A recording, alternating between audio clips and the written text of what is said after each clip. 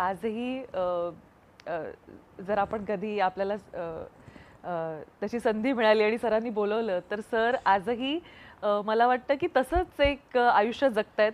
म्हणजे त्या आयुष्य जगण्यामध्ये देखील त्यांनी फार काही बदल खरं तर केला नाही. म्हणजे खासदार असताना देखील आणि त्यानंतर देखील. तर हे इतकं मॅनेज करणं आणि ते मेंटेन राहणं किती कठीण असतं. नाही, असं आहे, राजकारणात पदं येतात आणि जातात. शेवटी कार्यकर्ता नावाची जी तुमची ओळख आहे आणि समजा ते पद आहे असं मानलं तर तेच एक पद तुमच्याकडे कायम राहतं.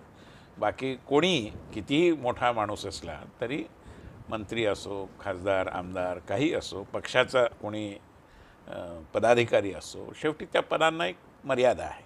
आणि त्यामुळे आपला कार्यकर्तेपणाचा जो मूळ स्वभाव आहे, म्हणजे अनेक भाजपच्या कार्यकर्त्यांना ज्यांना एक स्वाभाविक महत्त्वाकांक्षा असते आणि तिची पूर्तता झाली नाही तर ते नाराजही होतात.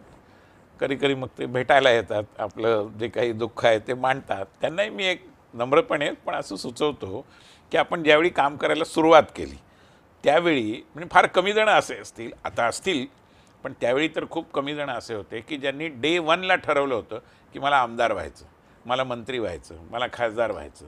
असं नव्हतं. आपण तर एक कार्यकर्ते म्हणूनच संघटनेत प्रविष्ट झालो. त्यामुळे ते कार्यकर्ते पण आपण कायम ठेवलं तरी खूप झालं.